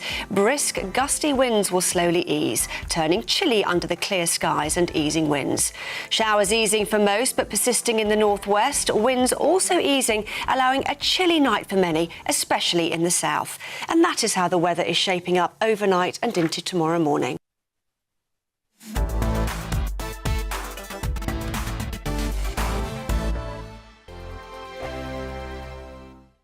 Weekday afternoons on GB News, we've got the whole of the UK covered. From 12 to 3, it's GB News Day with me, Mark Longhurst. And me, Gloria Di Piero. You'll get the very latest on everything that's been going on across our great nation. And from 3 till 6, watch out for GB News Live with me, Patrick Christys. I'm not here to mess around with all the biggest topics and guests. You will always be up to date. GB News Day and GB News Live from 12 p.m. Only on GB News. The People's Channel, Britain's news channel.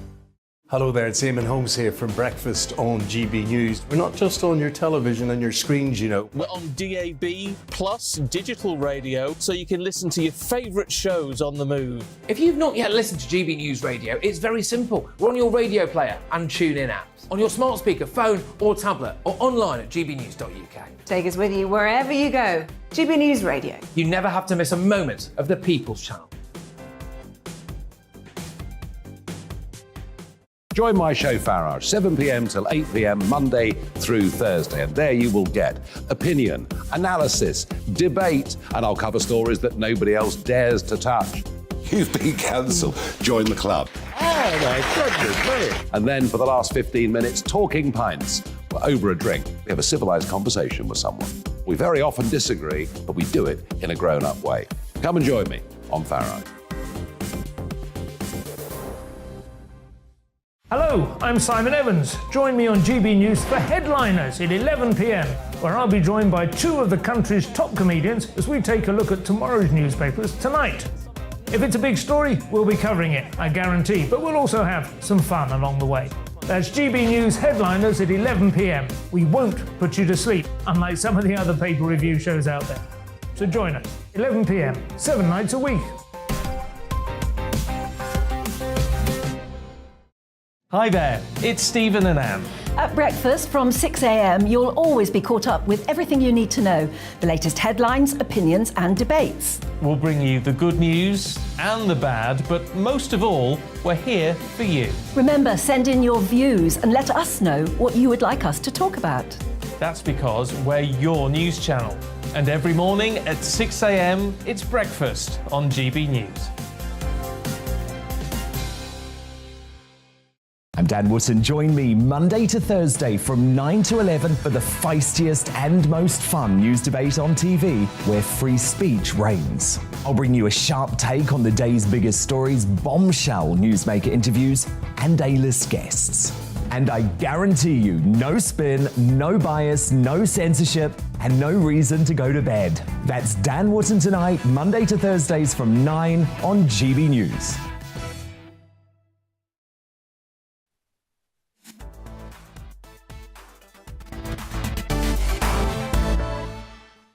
Welcome back. You're with me, Darren Grimes, on GB News, on telly, online and on digital radio. I thank you for your company. Now, before we discuss our new Chancellor, let's do Grime Watch, a time to look at what you at home have been saying about the biggest stories of the week. Josh had this to say: when are we actually going to see any form of governance from the government? It's just an endless Tory war. And Josh, I tell you what, I think that's why people are getting fed up with the back teeth of the fact that 12 years of Tory government, what have they achieved? It's a question mark. Stephen says Chancellor Hunt is not the most popular Tory in the country. Another unelected PM is out of the question. Thus, I believe another explosive, divisive election ensues. Well, Stephen, I tell you what, I bet Liz Truss up there in number 10 Downing Street is looking on that with fear and horror, because right now they would be relegated to being such a rump party within the House of Commons. Their sole backbench will have fallen off, I tell you that for free. Michael says, Truss has just committed political suicide. She panics very easily. She sacked a man for trying to implement the policy she put in place, while hiring a man who is currently trawling the telly studios, telling them about her mistakes. Well, Michael, a lot of people very sceptical about Jeremy Hunt and that appointment. Sandra says, absolutely disgusted with the Tories' behaviour. Governments seem to not be allowed to govern unless they are following the mainstream narrative. Truss is crazy to elect Jeremy Hunt as Chancellor. He is horrendous. Things have gone from bad to worse. Ultra Ramona and someone that backed zero COVID, pie in the sky stuff which China has been trying, to no effect. Anne says, Truss should call a general election. The Tories don't deserve to be in power. Their behind-the-scenes backstabbers don't care about the democratic vote of the Tory membership. And that's what a lot of you are saying. I think a lot of you are giving the Tories very short shrift indeed. Now, as I say, the former Foreign Secretary and former Health Secretary, who has twice tried unsuccessfully to become Conservative leader, Jeremy Hunt, has been named Chancellor by Liz Truss. He must be like the cat that got the cream, because he didn't stand a hope in hell of winning over the membership. It comes after Kwasi Kwarteng was in the job for just over 5 weeks. He was sacked by the PM ahead of another U-turn over the proposed tax cuts. Indeed, Hunt has hit the ground running by criticising the mistakes of Liz Truss and Kwasi Kwarteng, signalling that the country could face tax rises. So who exactly is in charge of the Conservative Party and the country? That's what many of you want to know. Well, joining me to unpick all of this is GB News' political reporter, Catherine Forster. Catherine, thank you very much for your time. I want to ask you, first of all, the dissent within the party that we're talking about here, which has led to the events that we've seen unfold over recent days, extraordinary scenes, I think you'll agree. Has that dissent been quashed by the appointment of Jeremy Hunt as Chancellor? No, certainly not. I think what it may do is buy her a little bit of time, in that she can say that she's reached out to Jeremy Hunt, to the One Nation group of MPs, that she's listening, that she's taking on board their concerns and the concerns of the market. But of course, I mean, Kwasi Kwarteng, her Chancellor, friend certainly until yesterday, ally, ideological bedfellow, has apparently said he thinks she's only got a few weeks and that the wagons are circling. Allegedly, he said about a week ago, he thought her chances of survival were 60-40 only before this. I mean, he later denied that. So that's from somebody who was very close to her. OK, now he presumably is feeling very bruised, given that the budget really was equally her budget, wasn't it? I mean, getting rid of him, sure, he was completely involved, he was the Chancellor, but they worked on it together. They announced it. He announced it. She knew all about it. They hadn't even bothered to run it by the cabinet, though. So, yes, it may buy her a little time, but certainly the unhappy Conservatives are still very unhappy and still extremely worried that at the next general election they will be wiped out. Because there was this image of the two of them burning the midnight oil to get this budget over the line, right? So the idea that Liz Truss wasn't involved and didn't know what was going on with this mini budget is for the birds, frankly. But I'm wondering then, does this all shatter Liz Truss's credibility with not just the parliamentary party, but the membership, the grassroots membership of the Conservatives, which are the ones, let's not forget, that are handing out the leaflets, that are knocking on the doors for the Tory politicians? Does this knock her credibility after a summer of campaigning on tax cuts and all the rest of it, reversing certain tax rises? Is her credibility shot? I think certainly very severely weakened, and when you lose credibility, it's incredibly difficult to get that back, isn't it? Because she campaigned very strongly on tax cuts, small state. She was saying no cuts to public services, and now she's put in a Chancellor who has gone on air this morning and said mistakes were made. You shouldn't have tried to get the cut in the top rate of tax. You shouldn't have gone ahead with announcing all this without a forecast from the Office of Budget Responsibility, pointing out these mistakes and saying, we're going to go in a very different direction. Taxes will have to rise. There will be cuts to public spending. So Trussonomics, if you like, seems to have gone, and where does that leave her, and what is the point of her? Absolutely, Catherine, because I tell you what, too many U-turns and you quickly end up in the U-bend. That's my view. But Catherine Forster there will have to leave it there. Thank you for your insight. That was GB News' political reporter, Catherine Forster there. Now, folks, so with GB News on telly and DAB radio, after the break, one of Van Gogh's famous sunflowers paintings has been cleaned and is back on display after petulant prats threw tins of what appear to be tomato soup all over it. Now, first of all, though, it's time for a check on the news headlines.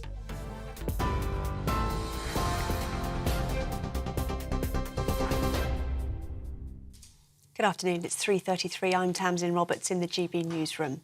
Let's just start with some breaking news in the last half an hour. The Governor of the Bank of England has warned interest rate increases could be bigger than previously thought. Speaking in Washington, Andrew Bailey said a stronger response may be needed to fight inflation. The BOE is expected to announce its next monetary policy decision on November the 3rd. Investors are widely expecting another hike in the base rate. The MPC will respond to all this news at its next meeting in just under 3 weeks from now, just after the 31st of October. This is the correct sequence, in my view. We will know the full scope of fiscal policy by then. But I repeat what I've said already, we will not hesitate to raise interest rates to meet the inflation target. And as things stand today, my best guess is that inflationary pressures will require a stronger response than we perhaps thought in August. Well, this comes after a think tank suggested more than 5 million homes could face annual mortgage payments of more than £5,000 by the end of 2024. Resolution Foundation says the predicted increase follows the mini-budget, which saw banks pulling deals from the market. The average 2- and 5-year fixed-term mortgage rates are now at their highest levels since 2008. Labour leader Sir Keir Starmer says the Prime Minister is clinging on to power. Speaking at a party conference in Yorkshire and Humber, he accused Liz Truss of grotesque chaos over her decision to sack Kwasi Kwarteng as Chancellor. The Prime Minister is under growing pressure to restore party unity and calm the financial markets. TV, online and DAB+ radio, this is GB News. Don't go anywhere. Darren will be back in just a moment.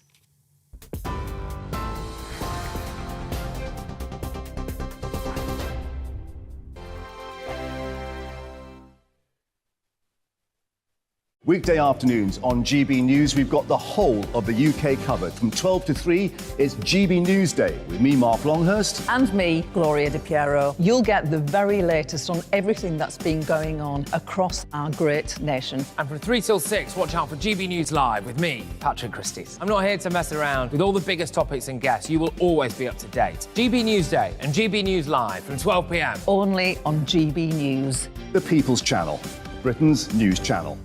Hello there, it's Eamon Holmes here from Breakfast on GB News. We're not just on your television and your screens, you know. We're on DAB plus digital radio, so you can listen to your favourite shows on the move. If you've not yet listened to GB News Radio, it's very simple. We're on your radio player and TuneIn apps, on your smart speaker, phone or tablet, or online at gbnews.uk. Take us with you wherever you go. GB News Radio. You never have to miss a moment of the People's Channel. Join my show Farage, 7 p.m. till 8 p.m. Monday through Thursday. And there you will get opinion, analysis, debate, and I'll cover stories that nobody else dares to touch. You've been cancelled. Join the club. Oh my goodness me. And then for the last 15 minutes, talking pints. We're over a drink. We have a civilised conversation with someone. We very often disagree, but we do it in a grown-up way. Come and join me on Farage. Hello, I'm Simon Evans. Join me on GB News for Headliners at 11 p.m, where I'll be joined by two of the country's top comedians as we take a look at tomorrow's newspapers tonight. If it's a big story, we'll be covering it, I guarantee, but we'll also have some fun along the way. That's GB News Headliners at 11 p.m. We won't put you to sleep, unlike some of the other paper review shows out there. So join us, 11 p.m, 7 nights a week.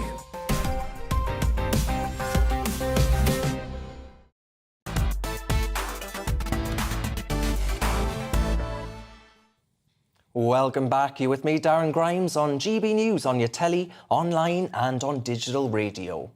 Now, Just Stop Oil, before the break there, I called Just Stop Oil a name and I apologise for that. But the Just Stop Oil protesters who believe things different from what I perhaps believe, I think it's fair to say, they've made the headlines again this week after blocking roads in London. And as I see it live, this is breaking news, they're doing it right now on streets in London, which has prompted the Metropolitan Police to take swift action and reopen roads after weeks of criticism of them being a bit lackadaisical, it has to be said.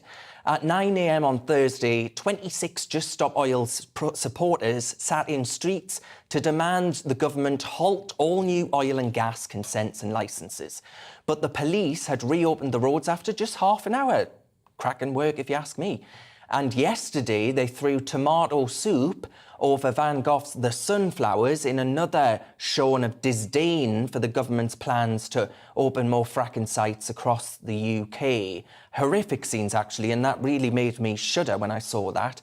This all comes ahead of a weekend of protests planned by Extinction Rebellion in the capital. Well, our reporter Anna Riley was out and about in East Yorkshire to find out what the great people of Hull think of the Just Stop Oil protests. There's just other ways to go about it, really. I think there's better ways to make a protest and to make a stance for something in this day and age rather than to sit in the middle of the road and taking up other people's time. People could be going to hospital. You don't know what other people are on the road for, really, so just stay away from the roads. It's actually their own way of,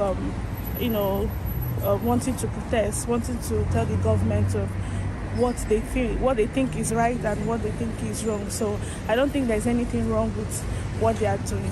I think it's right what they're doing now, anyway, yeah. And how come? The protesting for a good thing, aren't they, really? Not really, because I think it does upset quite a few people in many ways, because it can cause problems. Obviously, if they're, for instance, blocking a road or anything like that, it's disrupting, really, and I don't think it's the right way to go about it. That's my opinion, really. About it all the wrong way. They're upsetting people that want to go about their lawful business, getting to hospital, getting to work. Disrupting life like that isn't the way to get their point across. I don't know what the answer would be, how to do it, but that's not the way. I don't think that it's a very good way of dealing with the situation. I think it gets people's backs up both people that will be sympathetic and those that aren't, and leads to them having less sympathy and therefore being less effective. And why do you think it gets people's backs up? Well, it inconveniences everybody, and I think their message just gets lost in the chaos that they cause.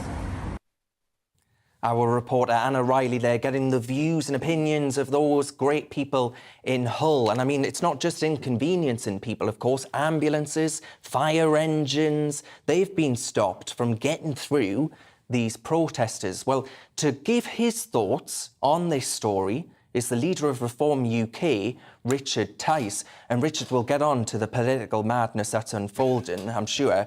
But I want to ask you first of all about this, what's going on the streets of our capital city, blocking up arteries, important arteries within the British transport system. Well, Darren, you've just heard it there from the good people of Hull. Not a single person supported the methods that these people are using to make a protest. Look, we all support the right to protest, but that does not include the right to disrupt and obstruct.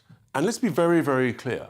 These people are breaking the law of the 1980 Highways Act, crystal clear, for which they should be arrested and could be imprisoned for up to 51 weeks. And they are breaking the law under a separate act, which is the Police and Crimes and Sentencing Act 2022, just come in.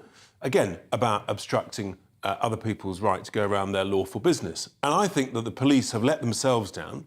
I think the new Metropolitan Commissioner, frankly, needs to learn the law that he's supposed to uphold, because it's crystal clear. There is no doubt about it. He has the power. They should be immediately arrested, and I think they should be made an example of because, as I say, they are actually stopping people getting to hospital appointments, getting to operations. They're stopping people with disabled children getting to GP or hospital appointments. They're stopping fire engines.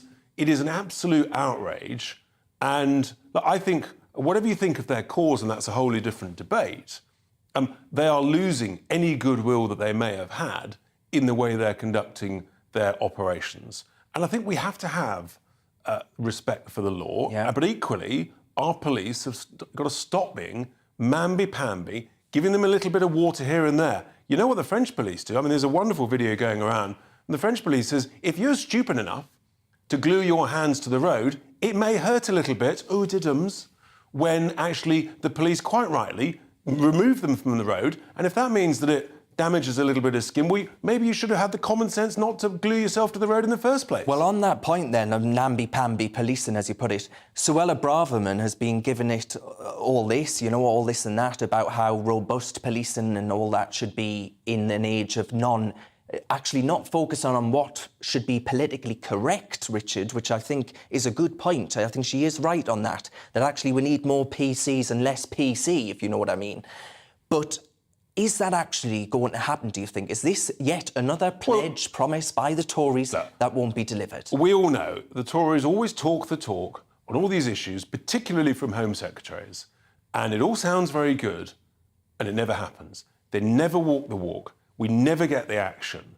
And the result is that it's the British people who suffer, the British people who pay unnecessarily, whether it's with this huge disruption, the damage that's being caused. There are people who are literally walking into shops and just grabbing pints of milk and pouring it all over other produce. Today. This is serious criminal damage. During a cost of living crisis. And it's serious criminal damage. They should be arrested. People should be giving them citizens' arrests, and they should be locked up for a very long time. There has to be an example. There has to be a deterrent. And if they don't respect it, they'll take the mickey. So, Richard, if you were Prime Minister, if Reform UK won the next general election, I wonder if we've got pictures of the scenes of Van Gogh receiving a soup on that painting, Van Gogh's painting of the sunflowers, beautiful painting, one that many people will recognise, and they throw the tin of soup. You can see that on your screens there for my radio listeners. They're throwing tins of soup. How, Richard, do security staff not clock someone walking through with a tin opener and some soup? That's a very good question. Also, with those T-shirts on. Yes, there was a massive failure of security there, without question. But many of my viewers are saying, what's going on here? But the tragedy is, of course, they will now overreact with security. And so, once again, it's ordinary, decent, law-abiding citizens that will pay the price for this criminal, illegal activity. And the police need to, they need to stop and arrest these people immediately. And there has to be a proper maximum deterrent in terms of prison sentences. Because what alarmed me, there was another scene where this woman walked over with a massive canister and of paint. Now, this could have been a canister of anything, right? Sure. And I said, I find it absolutely extraordinary that Scotland Yard allowed her to get as close to the building to be able to spray it with paint. The police, frankly, need to wake up and get a grip, because the nation's capital is under siege from these people, and it is completely unacceptable. I've seen the same thing with Treasury buildings, and it's just absurd. Just grab the woman, arrest her, take her straight to a court. This is the other thing. We've got to process these things immediately. They need to be in jail that day. They need to be in court the following day, given a sentence. This is how you deal with this loutish, criminal, abusive behaviour, and it's got to stop. I think that, you know, up and down the country, millions and millions of people think this is outrageous. Why are the police allowing this to happen? Why is the government allowing this to happen? There's no point setting great new laws that provide the police with the necessary authority to do this and then not use those laws. Well, yeah, exactly. Richard, I've got to move it on, but very briefly, I wonder if you might set out, you must be like the cat that got the cream. You must be thinking, well, Reform UK, votes, votes, votes. Without question. I mean, we've had a record number of membership signings in the last 24 hours. It's literally gone through the roof. And that's because this government has now finally given up. Liz Truss, you know, for all her strong talk about taking tough decisions, sticking with it, she gave a catastrophic press conference yesterday. She's like a rabbit in headlights. She ran off the stage. She sacked one of her closest political allies, Kwasi Kwarteng, and she's now completely reversed everything on the basis of which she stood and was elected for. She campaigned to cut taxes, to cut corporation tax. She's now conceded, bottled it, and is now raising taxes. And investors and businesses have no idea what's going on. So she's now a fraudulent Prime Minister on a fake mandate. And look, I think that she will be gone within the week. I think there'll be a coup by the likes of Sunak and Mordaunt. And I think, quite rightly, the media and the press must demand a general election before Christmas. This is wholly unacceptable. And you'll be standing in Hartlepool? Absolutely. I'm standing in Hartlepool. I was up there this week. And we're standing 600 candidates up and down the country. And look, bring an election on and let's get proportional representation within 12, 15 months. Then we'll get proper, fair representation. We'll have to have you back on to discuss that, Richard. But Richard Tice, I thank you very much. Richard Tice of Reform UK there, I thank you for your time. Now, folks, next up, we are discussing farmers, hundreds of farmers and farm workers who've been protesting in London to demand more government ambition on food security, on future food and farming policy. Members of the Land Workers Alliance are calling for a right to food to be put into UK law, more government support schemes for young people and marginalised groups to enter farming, and a bigger budget for agricultural support schemes. The protest was sparked amid growing fears amongst farmers that the government's economic growth agenda will be prioritised over hard-won standards. So to give me his thoughts on this story, I'm joined by the farmer Charles Goldby. Charles, thank you very much for your time. Can you tell us a bit more about what the farmers are actually protesting in London and what they're actually calling for? Yeah, good afternoon, Darren. So at the minute, the big fear is that the government are just looking at farming and farmland at the minute and seeing it as an opportunity for them to do more for the environment and reduce our carbon. They've pledged that the country is going to be carbon zero, and they haven't really got a clue how they're going to meet that target. So they're looking at farming and farmland as an easy way of doing that, which it is, but it's going to be at the cost of food production. And at a time when, you know, there's a food crisis out there, the cost of living crisis, we can't produce enough food. We're a country that's only 60% self-sufficient in the food. Should we be giving more of our food security up just to meet these targets? Yeah, I mean, Charles, I wonder if you agree with me that it actually calling into question the United Kingdom's lack of energy independence, energy security, we're actually starting to see in so many respects that we do not have security of the food supply, for example, as well. Security of trade with the likes of China, of course, the pandemic exposed that as a very vulnerable tie to the Chinese Communist Party. There are so many ways in which I think the UK is having a bit of a wake-up call. Do you think that's what's going on here? Yeah, absolutely. And we saw this in the pandemic as well. We have a just-in-time food system. And when things came to a halt, as they did during the coronavirus pandemic, you know, we saw the supermarket shelves going empty. And there's a real risk of seeing that again at the minute with the way food inflation and the pressures that are being put on farmers of not being able to get our own produce out there. Now, the government, you know, one of the big things for farmers at the minute is the free trade agreements that are being agreed and negotiated at the minute. We as farmers are producing some of the highest quality, you know, the highest animal welfare, environmental and sustainability standards in the world, but that comes at a cost. And we feel begrudged that the government are then saying, you know, you've got to do all this. As British farmers, this is what we're saying you have to do. But actually, we can get it a bit cheaper from over the sea, so we're just going to buy it from them and undercut you. And it's just, we just want fair play. Well, what do you say then, Charles, to this idea that actually what will prevent that from happening is stronger labelling? So, you know, you label produce that says, you know, my whatever has come from Charles's farm. I know that Charles is a British farmer and therefore he'll have high standards of X, Y and Z. And I, as a consumer, make the choice that I want to buy British produce, which I would do, by the way.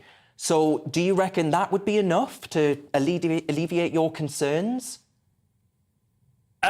Certainly we need better labelling, but we need stronger control over the supermarkets and the bigger retailers, because you can just see the little tricks that are being done in the labelling, clever little tricks to make you think you're buying British when it's not, just by giving brand names and things like that.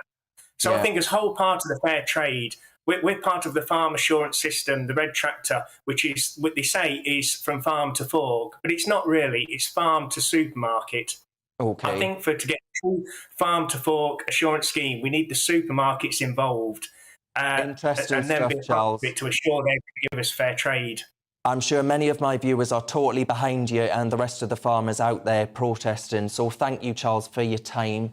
Now, some good news, folks, next up. It's been confirmed that the new Mini Cooper convertible is coming home after new Mini boss Stephanie Wurst announced that the petrol versions of the car will be built at the company's factory in Oxford.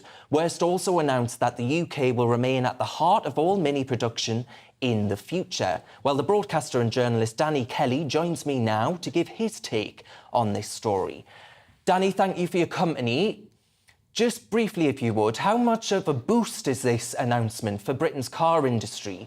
And does it bode well for the future of British manufacturing? Oh, I think it's a real shot in the arm, Darren, for the British car industry. Don't forget the Mini is, without a doubt, a British icon. In its heyday, it was quintessential in every aspect about what makes Britain so great culturally, and a great place to come, visit and even live. And when BMW took over Rover in 1994, and they basically bought a lemon of a company, Darren, they were on their last legs. And if BMW can't transform Rover into something profitable, they decided to ditch it. And what they did, they were very clever, they were very canny, Darren. They kept hold of the Mini, the second incarnation, the Mini that we see, not on the screen now, they're the original ones. That stopped production in the year 2000, but in 2001, the second incarnation, the one that floods the streets of all of the United Kingdom, they kept the copyright and the order books for themselves. And it's great news, Darren, because it's a shot in the arm. All of these cynics who say that Britain won't be able to trade with continental Europe because we've pulled out of the single market. Don't forget what happened in your neck of the woods, Town and Weir, Nissan in Sunderland, Darren. Exactly. Another shot in the arm for the British car game. And to have the convertibles coming back to Oxfordshire, it's great for car dealers like me. Well, Danny, all I can say is thank you so much for actually being positive, because there is so much negative Nelly news out there at the minute. So, Danny, thank you very much for your time. Have a cracking day. Now, folks, yous at home as well that have been watching Real Britain with me, Darren Grimes, I thank you very much for your company. This show is on every Saturday at 2 o'clock, but for now, I'm going to leave yous with the weather. Have a good one. Looking ahead to this evening's weather, and the UK is looking dry with clear skies and turning chilly for many. Scattered showers in the west. Let's take a look at the details.